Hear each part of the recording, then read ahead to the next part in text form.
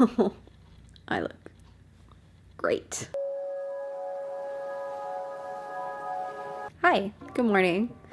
Oh, there's glare in these glasses. That's annoying. Okay, well, I won't be able to see you, but you'll be able to see me, so that's fine. I was already planning to film this video like over a week ago, and then this last couple days, I've actually been feeling kind of in a funk myself. So I thought, you know what, rather than sit down and, you know, talk on my high horse about all the things that you can do to get yourself out of a rut, why not do it more vlog style and show you in real time how I'm going to get myself out of a rut. So I just woke up and I'm looking how I'm looking like I just woke up, and the first thing I'm gonna do is take a shower and just make myself and my mind feel fresh, wash my hair, all of that, and then maybe I'll sit down for more of a debrief. First of all, we're in social isolation still. If you're watching this after 2020, congratulations, we made it through. But as of right now, I've been at home for 2 months, over 2 months. So it's just really easy to like stay in your pajamas and do nothing all day. And it's starting to take a toll on my mental health and just my motivation in general. I can't do that. I have to be able to see. So anyways, that's just the first thing I'm gonna do is change it up. Start my morning with a shower. Normally I'm a night showering person. And then I'll probably make some breakfast and some coffee and we will debrief.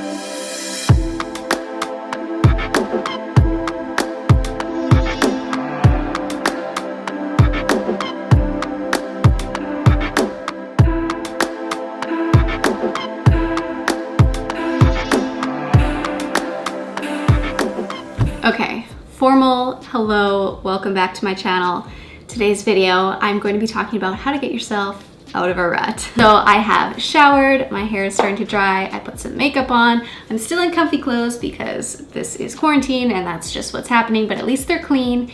And I am now waiting for my coffee to finish brewing, and I thought I would just kind of debrief and talk about today's video. This might be self-explanatory for some, but I really don't believe that you can just motivate yourself out of a rut or funk or whatever you want to call it. I think first you have to understand why you're in it. There's lots of reasons that you may be in a funk, and for me today, it's pretty obvious. I've been in isolation for months. I'm starting to just get kind of bogged down creatively. It's hard to keep creating and just like working, doing anything from the same four walls, and I live in a very small space, so it hasn't been like the most appropriate weather to be going out and walking, getting exercise, all of that. It's just led to this whole like blah feeling, you know? I'm alone, I'm bored, you know, I've exhausted most of my usual things that I do to keep myself entertained or growing and all of that, and after a while it just starts to feel like, okay, I'm over it, you know? For you, it might be different. Like I said, there's so many different reasons why we get into these funks. Let's just press this real quick. So satisfying. Okay, we are going to sit here because I want to drink my coffee and not have to carry you around for a minute. As I was saying, I don't believe that you can motivate yourself out of a rut. First, you have to figure out what the reason is, and there's many reasons why you could be feeling down, why you could be feeling stuck, as it were. And it's important to figure out what that reason is because it helps you figure out and diagnose like what little things you can do specifically along the way to get yourself out of it. But beyond that, I think the most common overarching situation is that you're in it because it feels too hard to get out of. And I know that sounds really basic, but 9 times out of 10, the conclusion that I find myself coming to, there's many reasons why I maybe got into it, but I'm still in it because it just feels overwhelming and difficult to get out of it. So when that is the case, then I have to flip the switch and go, okay, I have to build a system of habits slowly to pull myself out. This isn't going to be a actual switch flip where everything's just different. I have to go slow. So with that enters my mantra. The 2 things that I focus on straight away are giving myself grace and building self-efficacy. You've seen me already attempt to do that this morning. Last night, I sorted through all my feelings and emotions. I figured out why I was in this rut, how I got into it. You know, it's pretty self-explanatory in quarantine. It may be something different for you. But I set myself up last night to know that tomorrow, aka today, was a fresh day, a fresh start, and that I was going to start to build little habits to change my situation. So I start by giving myself grace to know that it's not going to be perfect off the bat. The goal of today is not to completely do a 180 and have a different lifestyle. The goal is to just be a little bit better than yesterday and to make sure that I set little goals that are achievable so that I begin to build self-efficacy. Self-efficacy is the concept of building history with yourself, positive history, doing small actions that feel difficult and finding it true that you can actually accomplish them gives you a little bit of history and a feeling of confidence that you can maybe do something a little bit more difficult and more difficult until eventually you've built this self-efficacy bank. It all compounds on itself to the point where you find yourself in a difficult situation and you're like, I don't know if I can do this. It's challenging,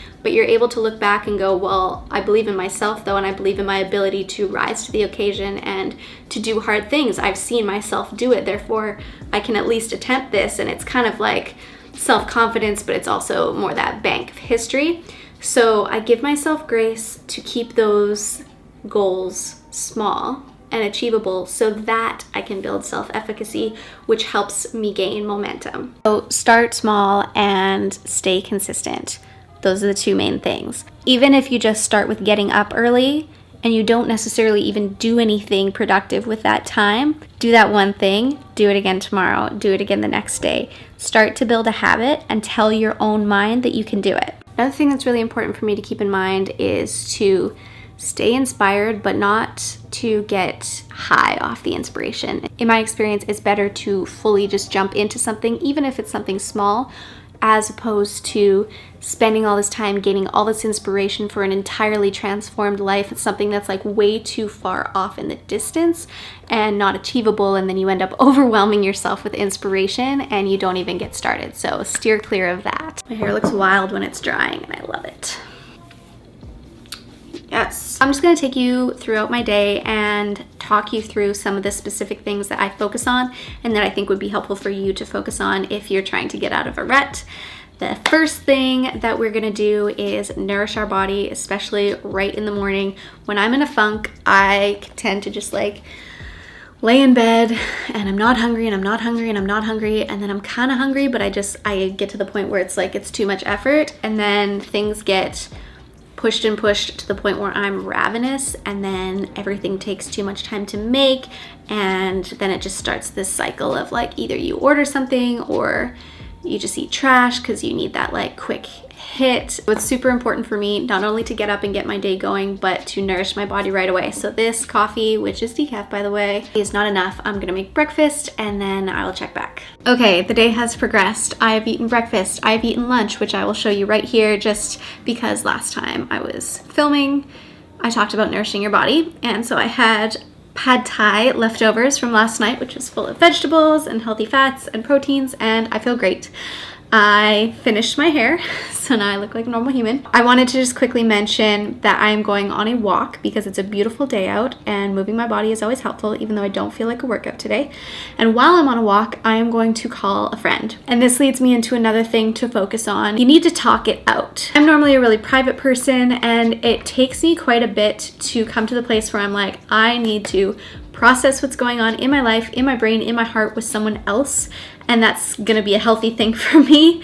But when I'm in a rut, I usually come to a place where I know that's what I need to do. And so I would encourage you to do that. Find someone that you trust, someone that loves you. You know, it can be a best friend, it can be a parent, it can be a significant other, whatever it is, someone safe that wants the best for you and that's going to listen, let you get everything that's just going on inside of you out, and then give you healthy, honest feedback to help you move forward, and someone that's really gonna love on you. So I'm gonna go do that now. I'm not gonna take this big camera with me because I'm gonna be in the middle of a conversation. That is the next thing that I think you need to focus on. Knowing what's inside, being able to process it and let other people into your journey. It can also be really helpful for accountability, but it's less about that and more just about like being known and human connection. Okay, so it is now 4:30. I have been out taking my own advice all day, which has been going great. But I just realized that I'm gonna be losing my light here shortly. So let's talk about routines for a second, because I kind of have a love-hate relationship with them. I love morning routines. Having a morning routine is so important. It can literally change my whole mood if I know exactly what I'm gonna do, because I've laid it out the night before, and if it's a routine that I like can look forward to. I'm still working on nighttime routines because I just like to become lazy at the end of the day and not follow my own advice, not go to bed at a good time. If you're someone that thrives off of routine and you know that, I'd highly recommend going out of your way to establish at least a morning routine. Again, like building self-efficacy, everything comes back to that. What you do at the beginning of the day can set the tone for the rest of your day. If you give yourself a small win, even like getting up at the same time, getting out of bed, making your bed, making a cup of coffee right away, something enjoyable, whatever it is for you, but you've immediately completed something that you set out to do, it builds that self-efficacy and gives you a little bit of momentum to continue on with accomplishing your goals throughout the day. So routines can be really helpful. Another thing I find so helpful when I am feeling like I'm in a rut is to clean up my space. And I'm actually gonna go and do that right now after I shut the camera off, because a clean space just equals a clean mind to me. Just setting aside that time to clean your space and allow yourself to have kind of like a cleansed palate, if you will, can be so helpful, especially for the next tip that I want to talk about. Am I calling these tips? Are they just things that I'm gonna do? One thing that I find really helpful when I'm trying to get myself out of a rut is to re-explore my creativity and different aspects of my creativity. I know a lot of people feel like maybe they're not creative people. If you're a human being, you are creative in some aspect. Sometimes creativity looks like bullet journaling and schedules. Sometimes it looks like painting, sometimes it looks like photography, sometimes it looks like cooking. It can look like a lot of different things, but it's one of my favorite ways to inspire myself without what I was talking about earlier, how you can just like drown yourself in inspiration on Pinterest and then start the shame and comparison game. Exploring my own creativity aside from what other people are doing is a really great way that I inspire myself by myself, if that makes sense. The biggest thing in this whole deal is to approach yourself with grace and to steer clear of shame, especially if you're dealing with being in a rut during this quarantine time. Know that this is a human experience. It's so bizarre. Like, we weren't meant to be isolated and away from other people. We weren't meant to not have any type of routine. We are purposeful beings, you know? And so to have a lot of purpose stripped away, a lot of routine, a lot of honestly everything, just the like little pleasures of life and human connections is not normal. It's not healthy. And so know that inside all of this, if you can honestly say that you do feel like you are doing your best, then that is more than enough. Nobody needs to be a hero during this time. That being said, if you are wanting to better your routines for the sake of your mental health, that is so admirable, and whatever you can do is enough. And if you're watching this from another time, not in quarantine, later in the future, know that as humans, we all go through different seasons and phases and cycles, and that it's okay. My encouragement to you is to motivate yourself, not from a place of shame or internal, external pressure, but rather from a place of telling yourself who you are, what you're worth, from a place of self-compassion, and then powerfully choose to act out of that place. And that's it. That's what I'm gonna do. I'm gonna go clean my bathroom and start making dinner, and when my husband gets home, I'm gonna talk with him, maybe go on another walk and just enjoy that little bit of human connection. It's the only like actual human connection I'm getting during this time, and I'm very thankful for it. I know some people are quarantining completely alone. My heart goes out to you. And that is it. Thank you so much for watching. I hope that you enjoyed this video. I hope you're able to take something away from it. Know that if you are feeling like you're in a rut, you're not alone. We're all in this together, truly. Give this video a thumbs up if you did enjoy it. Leave me a comment. At a time like this, honestly, YouTube for me is just a place where I hope to interact with other people. Conversation is what it's all about. So if you feel led to chat with me, I would love that. And other than that, I will see you in my next video. Bye.